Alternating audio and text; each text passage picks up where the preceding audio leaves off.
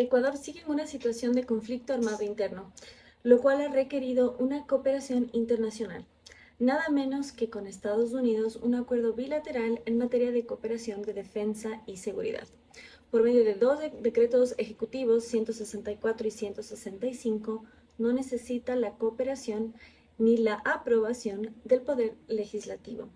Esto es importante más considerando que lo común en una república son los pesos y contrapesos, que hay un equilibrio entre los tres poderes. Recientemente fue electo Nayib Bukele, quien tiene todos, salvo dos de los curules en el Congreso o pues en la Asamblea de su país en el Poder Legislativo. En una reciente entrevista con un periodista destacó cómo para que haya gobernabilidad debe haber equilibrio entre esos poderes y sobre todo un respaldo. Sin embargo, Daniel Noboa tiene una mayoría del socialismo del siglo XXI en el poder legislativo que se opone mayormente a este tipo de medidas. Sin embargo, no pueden opinar. La constitución creada en el socialismo del siglo XXI en el 2008 justamente le da el poder, es una constitución hiperpresidencialista y permite en estas condiciones, por medio de un decreto ejecutivo, que el presidente lo pueda lograr.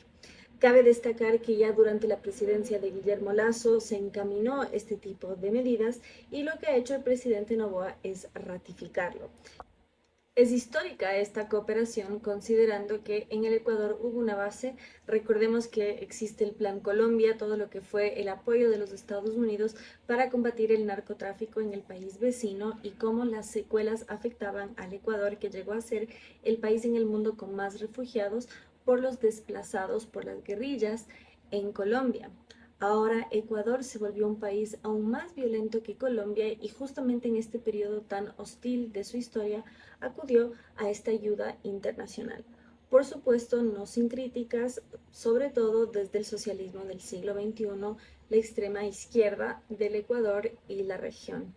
No obstante, desde la población hay el reproche y sobre todo destacando el hecho que no es casualidad que aumentó la violencia y el crimen en el país con el retiro de la base de Manta, puesto que en el Ecuador había una base militar de los Estados Unidos en la ciudad de Manta, provincia de Manabí, cuya provincia es justamente una de las más violentas en el país, es sede, por ejemplo, del grupo criminal Los Choneros. Recordemos que por medio de un decreto ejecutivo, el presidente Daniel Noboa en el mes de enero declaró como terroristas a organizaciones como estas.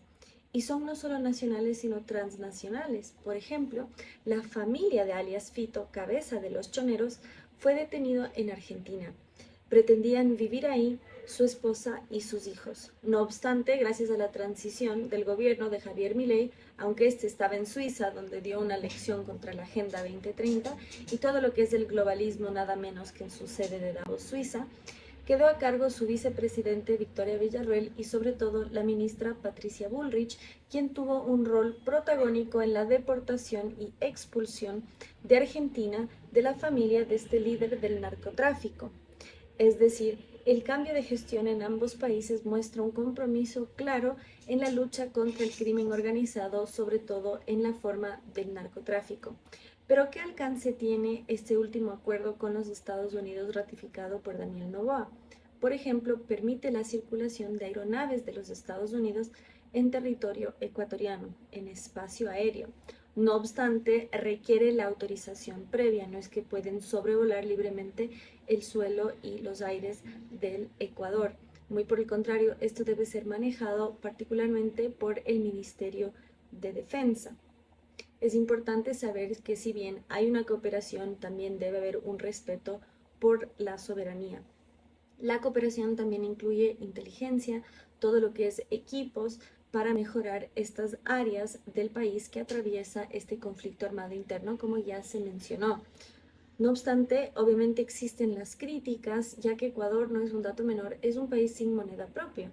Es decir, tiene el dólar americano, entonces tiene el dólar americano y ahora tiene el ejército de los Estados Unidos que no solo donó equipamiento, sino que también podrá sobrevolar los aires del Ecuador.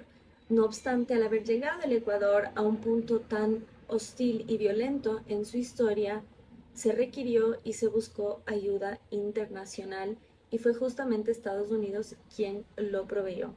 Este es el inicio de una nueva era donde ya no hay este antagonismo contra el imperio, pero sabremos si las soluciones o resoluciones y resultados son positivos. Para saber cómo avanza la situación, no olviden suscribirse, darle like y compartir. Activen la campanita.